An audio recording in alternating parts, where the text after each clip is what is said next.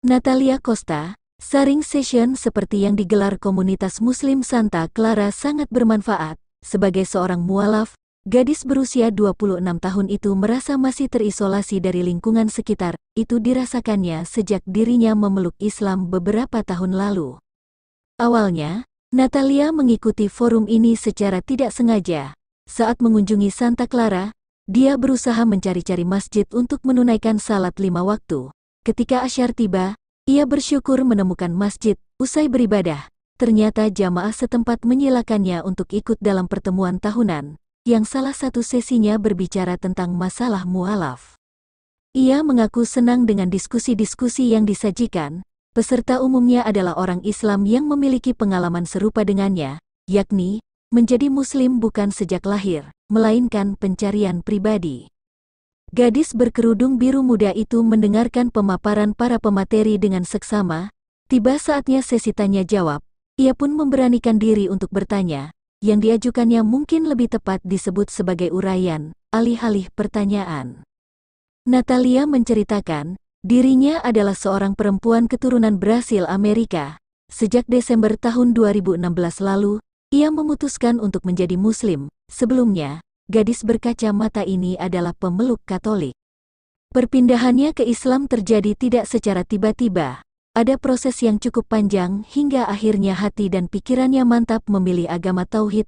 Perkenalannya dengan Islam pun dimulai setelah dirinya beralih dari satu gereja ke gereja lainnya. Dari Katolik, Natalia saat itu menjadi pengikut Presbyterian. Tidak puas, dia lalu beralih ke aliran Baptis hingga Kristen Masehi Advent hari ke-7. Yang membuatnya terus mencari adalah dorongan untuk menemukan kebenaran. Ia ingat, suatu hari dirinya pernah bertanya ke ibunya, bagaimana seseorang mengetahui kebenaran jika setiap gereja mengatakan sesuatu yang berbeda satu sama lain? Ibu saya bilang, kamu tidak tahu, tetapi apapun yang kau rasakan dalam hati sebagai yang benar, maka itulah kebenaran, ujar Natalia Costa menirukan penutusan ibunya. Selanjutnya, ia saat itu mencoba beralih ke kepercayaan di luar Nasrani. Bahkan, petualangan dalam hidupnya pun dimulai. Dengan penuh keyakinan, dia memutuskan untuk merantau ke luar negeri. Sebuah tawaran datang kepadanya, yakni menjadi pengajar bahasa Inggris di Istanbul, Turki. Selama di kota penghubung dua benua tersebut, Natalia terus mempertanyakan keimanannya. Walaupun orang-orang Turki kebanyakan Muslim, dia belum begitu tertarik untuk mengenal Islam hingga saat itu. Ia masih tertarik pada ajaran Buddha. Namun, lagi-lagi Natalia merasa tidak pasti. Konsep ketuhanan dalam agama ini belum begitu meyakinkannya. Sementara, pergaulannya sehari-hari semakin banyak interaksi dengan orang-orang Islam. Beberapa dari mereka bahkan menjadi sahabat terdekatnya. Maka, ia pun mulai serius mempelajari ajaran Islam. Sejauh yang diketahuinya hingga saat itu, agama tersebut sering dikaitkan dengan radikalisme atau terorisme. Kejadian 9/11 menyebabkan stigma atas muslimin, khususnya di Amerika. Kini, ia sedang bermukim jauh dari Amerika. Budaya di Turki sangat berbeda dengan Amerika. Suara azan berkumandang mengisi langit tiap 5 waktu dalam sehari. Masjid-masjid pun jamak ditemui di tiap sudut kota. Para perempuan Muslim menutup rambut mereka dengan kerudung serta mengenakan pakaian longgar. Semua hal itu sangat jarang dijumpainya di negeri asal. Diakuinya, rutinitas sehari-hari di Istanbul membuatnya semakin tenggelam dalam budaya Islam. Namun, itu justru membuat hati dan pikirannya tenang. Sebab, Natalia melihat pada kebanyakan kawan-kawan yang Muslim, hidup mereka seperti sudah terarah jelas. Suatu hari, seorang temannya meminjamkan terjemahan Al-Quran dan buku-buku lain tentang Islam kepadanya. Perempuan ini menerima semua itu dengan terima kasih.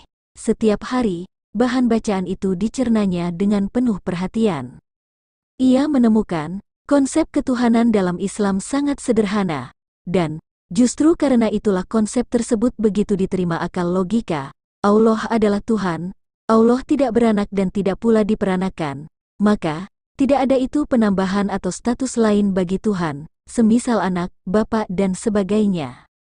Barulah Natalia mengetahui tentang Tauhid. Selain itu, ia mendapatkan pencerahan tentang kedudukan nabi-nabi dalam Islam. Agama ini mengakui kenabian Isa, Yesus, dan Musa. Al-Quran yang diturunkan kepada Nabi Muhammad adalah kitab terakhir yang diturunkan Allah. Sebuah ayat dalam surah Az-Zukhruf menyentuh hati perempuan ini.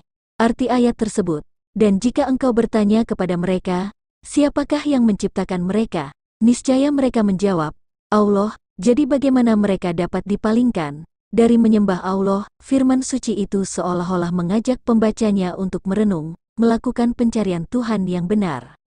Lalu, surah lainnya adalah Al-Ikhlas. Melalui surah tersebut, ditegaskan bahwa Allah adalah Tuhan pencipta alam dunia. Dia tidak memiliki anak dan tidak dilahirkan. Allah itu satu.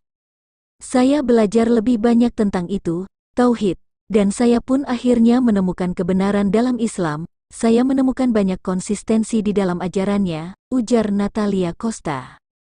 Dari interaksi dengan kawan-kawan muslimnya, ia pun mulai tertarik untuk mengenal riwayat kehidupan Nabi Muhammad, sebab tidak mungkin memahami ajaran Islam tanpa mengetahui sifat-sifat pembawa risalahnya.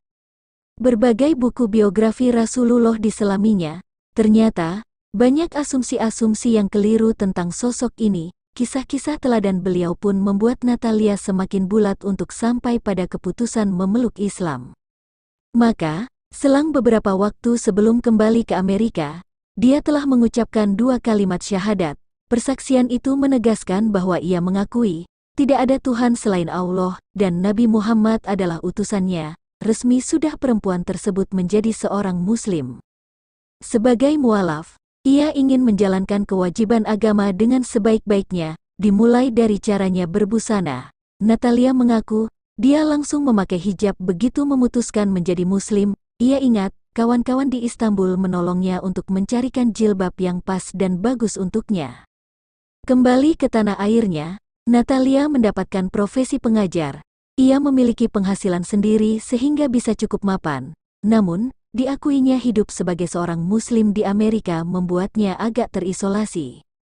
Maka begitu menemukan forum berbagi, sharing session, di Santa Clara, California, ini, seperti sebuah oasis baginya. Ia mengaku senang bisa membagikan pengalaman dan kegelisahannya sebagai mualaf. Sesudah menuturkan kisahnya, hadirin acara ini banyak yang meresponsnya. Mereka semua menanggapi positif perjalanannya dalam menemukan Islam. Setelah forum selesai, beberapa dari jamaah menghampirinya untuk berkenalan dan membagi nomor kontak. Seorang dari mereka adalah nenek bernama Fateha Abu Mahmud Kratas. Ia menyapa Natalia dan kemudian memeluknya erat. Nenek yang berdarah Arab Maroko itu lantas berkata, "Kamu tidak perlu merasa bukan siapa-siapa, kamu sudah kuanggap seperti putri sendiri. Natalia, kau sangat-sangat diterima di sini." Pemandangan itu membuat seisi ruangan Masjid Santa Clara seperti dialiri angin sejuk. Di sini, Natalia merasakan makna dari rasa persaudaraan Islam. Siapa sangka, ukhuwah Islamiyah pun dapat dirasakannya di Amerika, yang mungkin belum pulih dari wasangka Islamofobia. Baginya, inilah pengalaman yang tak akan terlupakan seumur hidupnya.